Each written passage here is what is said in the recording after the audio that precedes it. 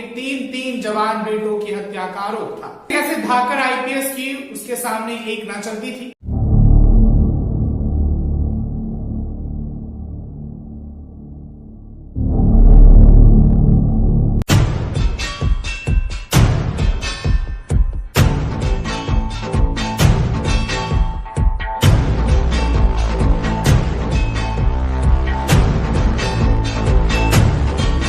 राजद के पूर्व सांसद मोहम्मद शहाबुद्दीन बिहार में अपराध की दुनिया का वो खौफ था जिसके नाम पर सिवान जिले से लेकर पूरे प्रदेश के पुलिस प्रशासन के हाथ पैर कांपने लगते थे।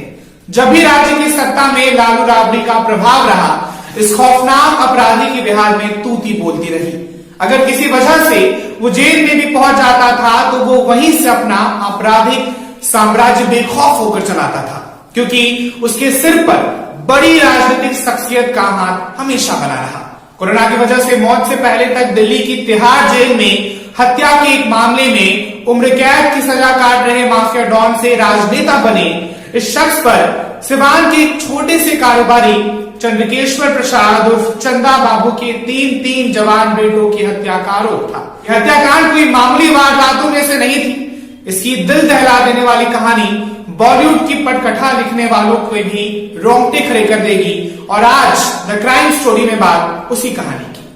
10 मई 1967 को बिहार के सिवान जिले के प्रतापपुर में जन्मे इस राजनेता को लोग पूर्व सांसद के रूप में कम, गुंडा और अपराधियों के सरगना के तौर पर ज्यादा जानते थे।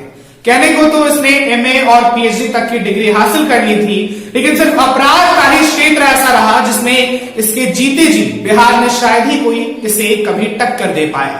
अपराध की दुनिया और राजनीति में इसने कॉलेज के दिनों से ही दिलचस्पी लेनी शुरू कर दी थी। बिहार की राजनीति में इसका राजनीतिक रसूख किस कदर हावी था वो आप इस घटना से समझिए। घटना तब की बताई जाती है जब नीतीश कुमार 2015 के बाद लालू यादव के साथ मिलकर सरकार चला रहे थे। उस समय सिवान में तैनात एसपी को लेकर जेल में बंद ये शातिर अपराधी इतना नाराज हुआ कि अपने राजनीतिक आका लालू यादव से कथित तौर पर फोन पर कहा, आपकी एसपी खत्म है, हटाइए सबको, नहीं तो एक दिन दंगा करवा के ही रहूंगा। 1986 के बाद सिवान में शहाबुद्दीन के खिलाफ पहला आपराधिक केस दर्ज हुआ था। इसके बाद तो सिवान के हुसैनगंज थाने को उसकी हिस्ट्री शीट ही खोलकर रख देनी पड़ी। उसे ए ग्रेड का हिस्ट्री शीटर घोषित कर दिया गया। उम्र के साथ साथ उसके अपराध का ग्राफ भी बढ़ता गया और धीरे धीरे वो सिवान का घोषित साहब बन बैठा। यह ऐसा दौर था कि किसी पुलिस वाले की उसकी गिरबान पर हाथ डालने की कभी हिम्मत नहीं हुई। सिवान में अपराध हो या राजनीति, वहां सिर्फ शहाबुद्दीन का ही कारोबार और दरबार चलता था। जिसने भी गलती से सिर उठाने की जरूरत की उसका अंजाम सबको पता होता था। कैसे कैसे धाकर आईपीएस की उसके सामने एक ना चलती थी। 90 के दशक में बिहार की राजनीति पर लालू छाए हुए थे और शहाबुद्दीन अपराध की दुनिया का उभरता हुआ गुंडा था। वो लालू की पार्टी में शामिल हुआ और अपराध के साथ राजनीति की जुगलबंदी ने उसका सितारा बुलंद करना शुरू कर दिया। 1990 के विधानसभा चुनाव में उसे जनता दल से टिकट मिला और उसकी जीत भी हो गई। वहीं 1995 में उसने दोबारा लालू की पार्टी से ही जीत हासिल की और पार्टी में उसका कद बढ़ता चला गया।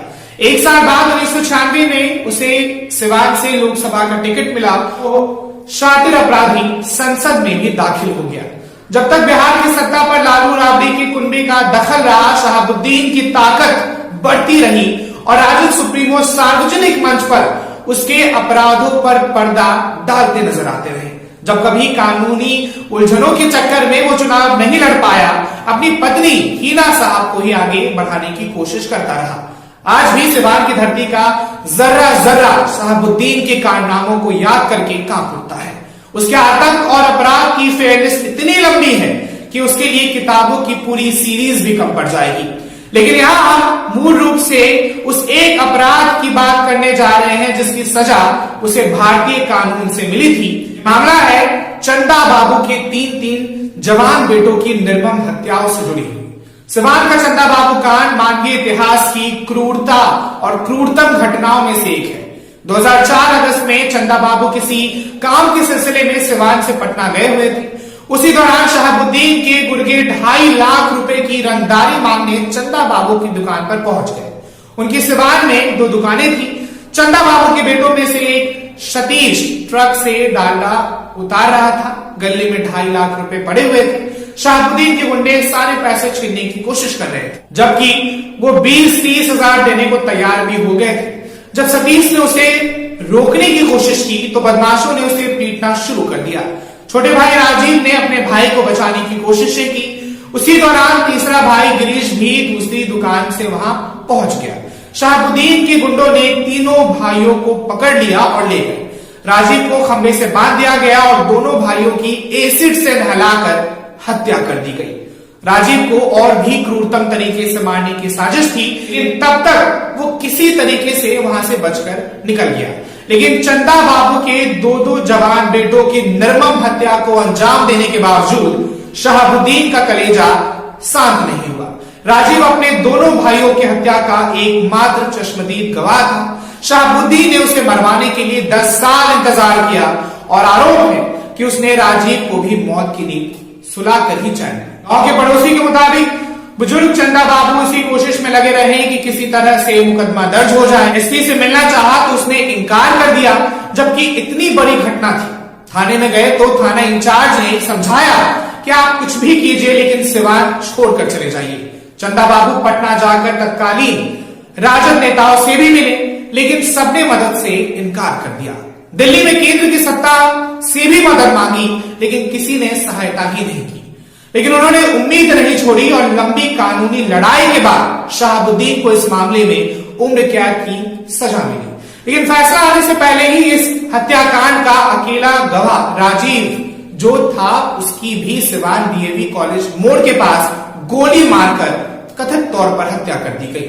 और एकमात्र गवाह की हत्या के बाद भी तब शहाबुद्दीन को जमानत मिल गई, लेकिन फाइनली सुप्रीम कोर्ट से उसे सजा सुना दी गई। चंदा बाबू की जिस गवाह बेटे राजीव की हत्या बाद में की गई थी, उसकी मौत से 18 दिन पहले ही शादी हुई थी। बुजुर्ग चंदा बाबू ने अपनी बुजुर्ग पत्नी, एक विधवा बहू, एक दिव्यांग बेटा और 2 बेटियों के साथ कैसे जिंदगी का लंबा सफर पूरा किया, उनकी आत्मा ही जानती होगी। उनकी पत्नी कलावती की आंखें हमेशा गीली रही। जब भी लोगों की उन पर नजर पड़ती तो वो रो देती थी। जिसके 2 जवान बेटों को तेजाब से जिंदा जला दिया गया हो और शादी के कुछ ही दिन बाद एक जवान बेटी की भी हत्या कर दी जाती हो, उस मां बाप पर क्या बीता होगा, आप इसका अंदाजा जरूर लगाइएगा। बहरहाल आज की द क्राइम स्टोरी में शहाबुद्दीन से जुड़ा यह मसला आपको कैसा लगा, इस पूरी खबर पर आप अपनी राय, अपनी प्रतिक्रिया में कमेंट सेक्शन में जरूर बताइए। किसी और नए क्राइम और किसी और नए क्राइम स्टोरी के साथ मैं अगले वीडियो में जरूर हाजिर हो जाऊंगा। मैं था आपके साथ पीयूष प्रियदर्शी। आप देख रहे थे बिहारी कलेजा के स्पेशल सीरीज। हर लेटेस्ट अपडेट्स के लिए हमारे फेसबुक पेज और यूट्यूब चैनल को आज ही लाइक, शेयर और सब्सक्राइब जरूर कर लीजिए। शुक्रिया।